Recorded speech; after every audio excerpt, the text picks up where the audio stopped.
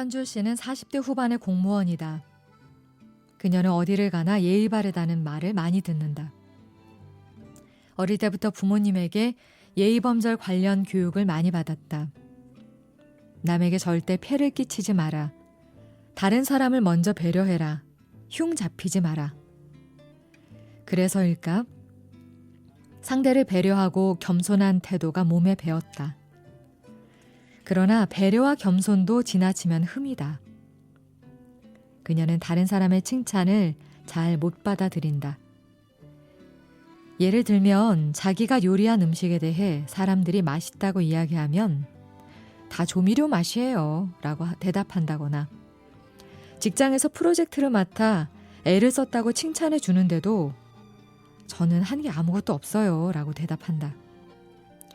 그렇게 그녀가 칭찬을 전면 부정해버리면 정작 칭찬을 해준 사람이 무안하거나 당황할 때가 있다.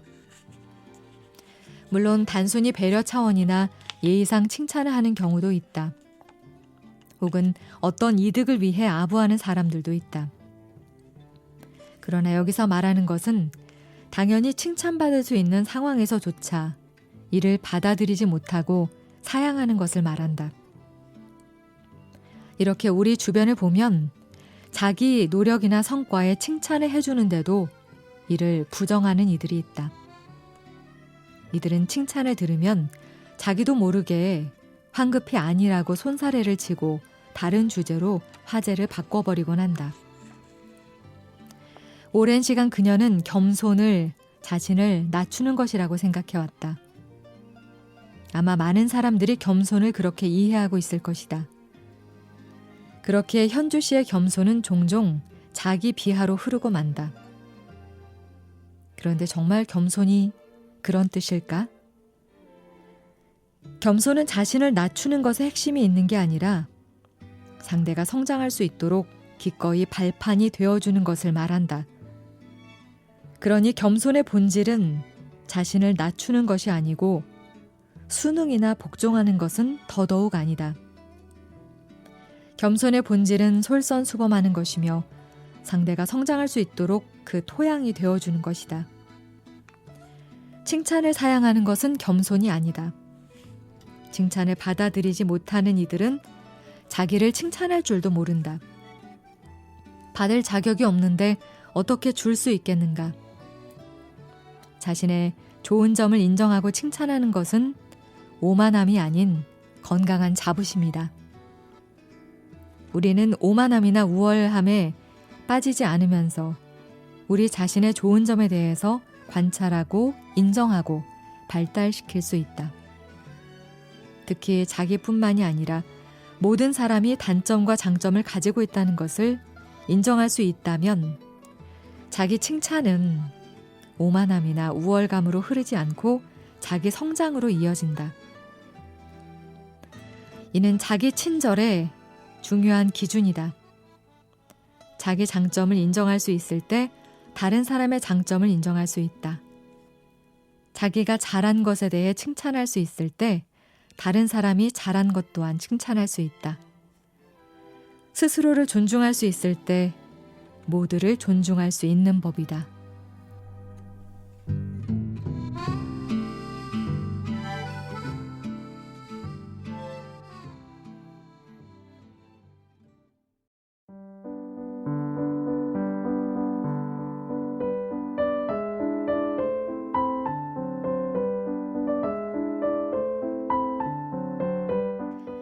시대가 바뀌었지만 여전히 자기는 어떻게 되든 상관없고 자식이 잘 되기만을 바라는 부모가 많다. 이들은 자기를 희생할수록 자녀의 행복과 성공은 커진다고 믿는다. 과연 부모의 희생 속에 자라난 아이들은 행복할 수 있을까? 그렇게 된다면 다행이다. 그러나 그렇게 희생했음에도 부모 자신은 물론 자녀까지 행복하지 못한다면 이런 비극이 또 어디에 있을까?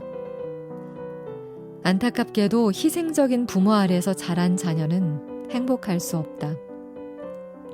희생적인 부모는 늘 자녀의 행복을 원한다고 생각하지만 정작 이들은 자녀 고유의 행복에는 관심이 없고 자기가 살지 못한 삶을 자녀가 살아가기를 바랄 뿐이다. 그렇기에 희생적인 부모 아래 자란 자녀들은 늘 긴장되어 있고 제대로 놀 줄 모르고 누군가의 기대에 미치지 못할까 걱정하고 정작 자기가 무엇을 좋아하는지조차 모른다. 이들은 부모의 희망이 되어 그들의 기대대로 삶을 살아가거나 아니면 그 답답함을 견디지 못하고 그 기대에 맞서 일탈과 투쟁을 벌인다. 순응이든 저항이든 공통적인 것은 이들은 자기가 원하는 삶을 살아가지 못한다는 것이다. 이들은 행복의 주체가 되지 못한다. 더 큰 문제는 자기를 위해 모든 것을 희생하는 부모에게 사랑과 안타까움을 느끼면서 동시에 질식감과 분노를 함께 느낀다는 것이다. 그리고 그런 부정적인 감정을 갖고 있는 자신을 끊임없이 책망하고 비난하게 된다. 자기를 위해서 얼마나 애쓰는데 그런 부모를 미워하다니. 많은 경우 그 미움과 분노는 고스란히 자기 자신에게 향한다. 타인을 잘 돌보려면 우리는 자신부터 잘 돌봐야 한다. 사랑받지 못해서 슬퍼하고 원망하고 화가 나 있는 자신을 먼저 돌봐야 한다.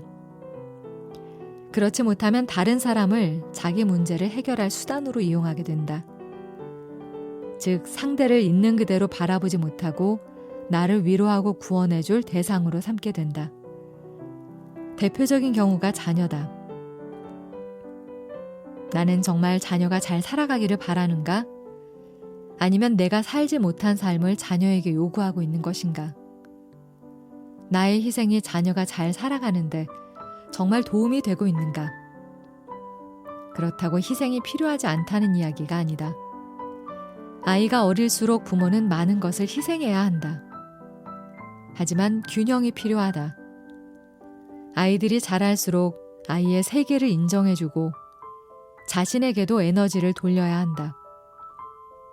자녀가 잘 살도록 돕는 것처럼 자기가 잘 살아가도록 돕는 것이 필요하다. 부모가 자기 삶을 살아갈수록 아이 역시 자기 삶을 살아가게 된다.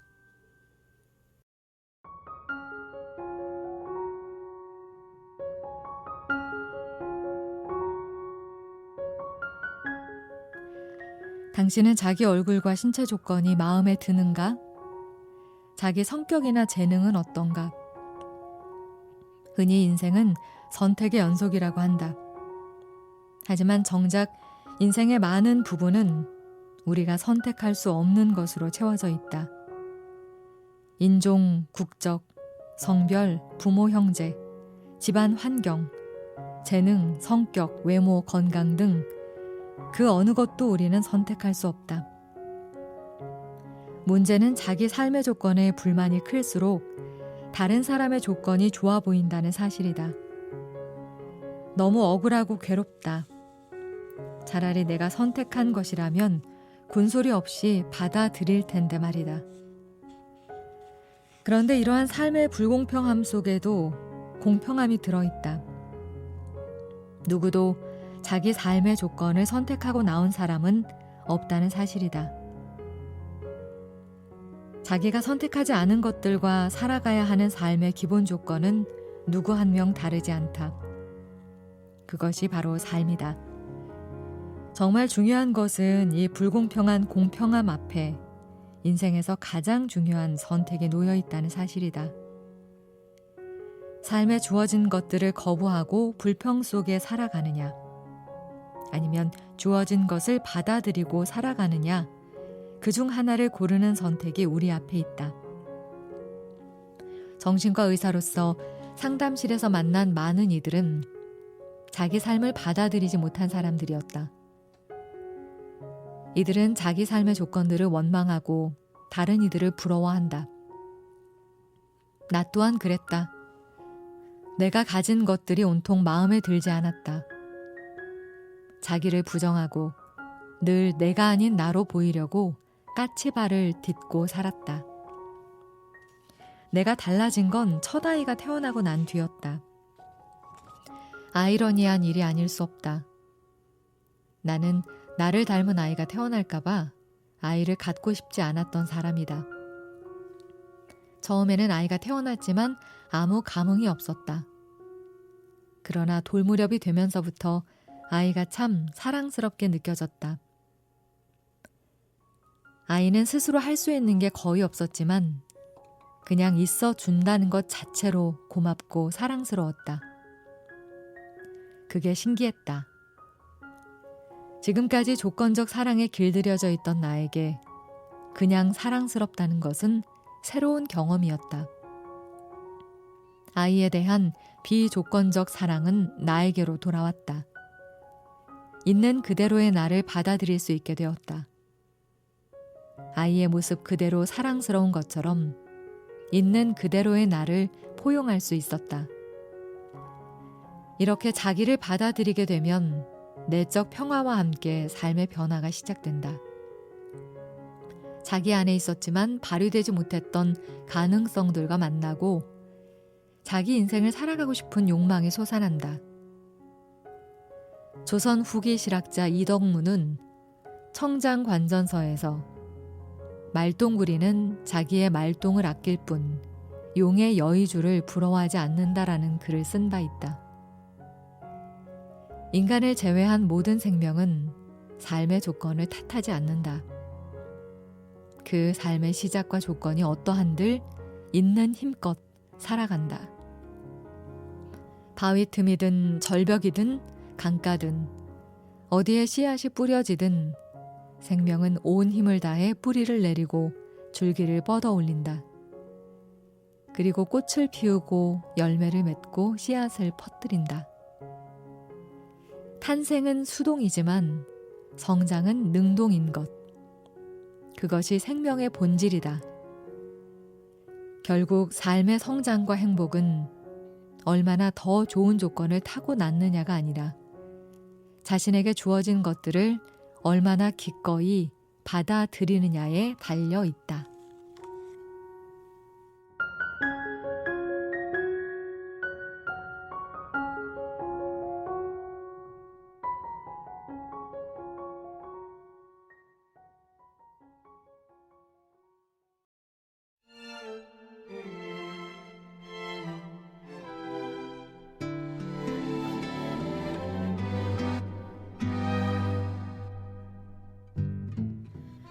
우리는 이기심과 이타심을 반대되는 마음으로 생각한다.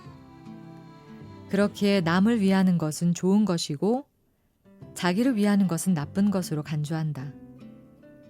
자기를 위한다는 것은 마치 남을 위하지 않는 것으로 받아들인다. 그렇기에 다른 사람에게는 친절하지만 자기에게는 불친절하고 사랑하는 사람은 잘 돌보지만 정작 자신은 잘 돌보지 못한다. 그러나 자기를 위하지 않으면 자기 감정이나 욕구에도 소홀히 대하고 자기 삶을 주체적으로 살아갈 수 없다. 다른 사람과의 관계에 있어서도 상대의 감정이나 욕구를 더 중요시하게 되어 희생적이고 일방적 관계로 흘러가기 쉽다. 과연 자기를 위하지 않고 상대만을 위하는 것을 이타심이라고 이야기해야 할까? 그것은 자기 희생이다. 진정한 이타심은 상대를 위하는 일이 곧 자신을 위하는 것이라고 느낄 때 발휘된다. 물론 늘 그럴 수는 없다. 때로는 양보를 해야 하고 희생도 해야 한다. 그러나 자기 희생이 사랑의 한 요소일 수는 있지만 본질은 아니다. 자기 희생을 바탕에 둔 사랑은 오래 갈 수 없다. 자기도 모르게 피해의식과 보상 욕구가 커져갈 따름이다.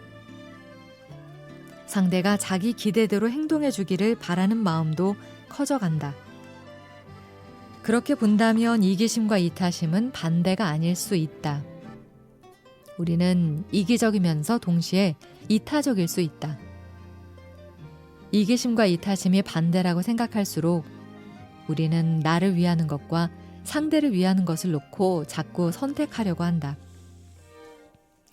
진정한 이타심은 높은 차원의 이기심이다. 굳이 구분하자면 낮은 차원의 이기심은 자기만 위하는 것이라면 높은 차원의 이기심은 자기 도 위하는 것이다. 한 글자 차이지만 그것은 삶에서 큰 차이로 드러난다. 우리가 경계해야 할 것은 낮은 차원의 이기심이고 발달시켜야 할 것은 높은 차원의 이기심이다. 높은 차원의 이기심이 바로 자기 친절 혹은 자기 사랑이다.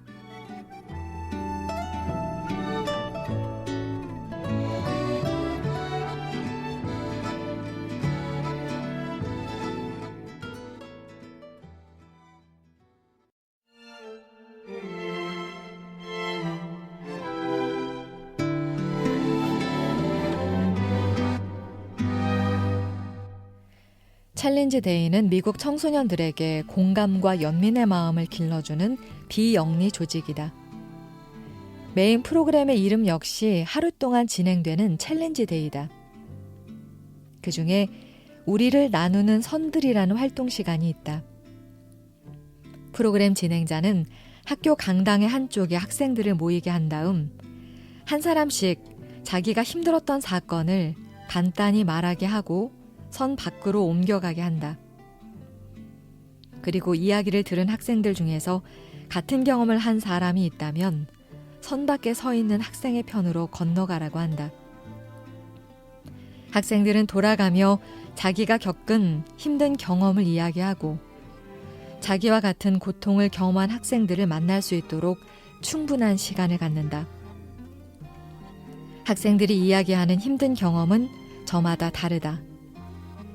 인종차별, 따돌림, 가정폭력, 이별, 가난, 동료 학생이나 교사로부터의 모욕, 외모로 인한 놀림 등 고통은 다 다르지만 어느 시점을 넘어서면 강당에 있는 모든 학생들은 한 번 이상씩 선을 넘어가게 된다.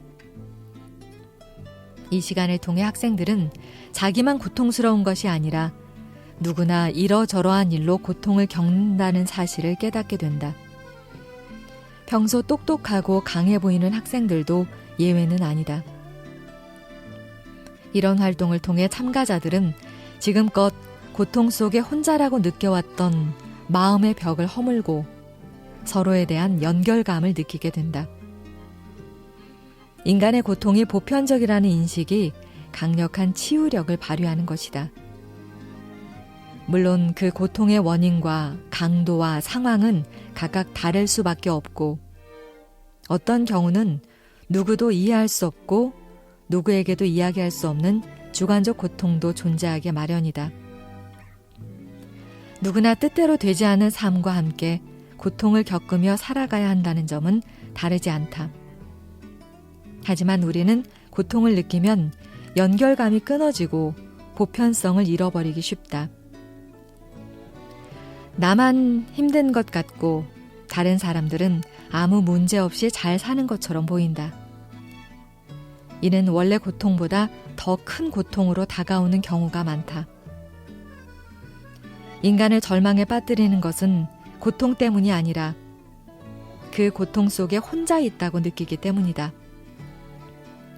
인간은 나 혼자뿐이라는 느낌을 가장 큰 고통으로 느낄 만큼 뼛속 깊이 사회적인 존재다. 그렇기에 고통 속에서 혼자가 아니라 누군가와 연결되어 있다는 느낌은 우리를 일어서게 하고 살아가게 만든다.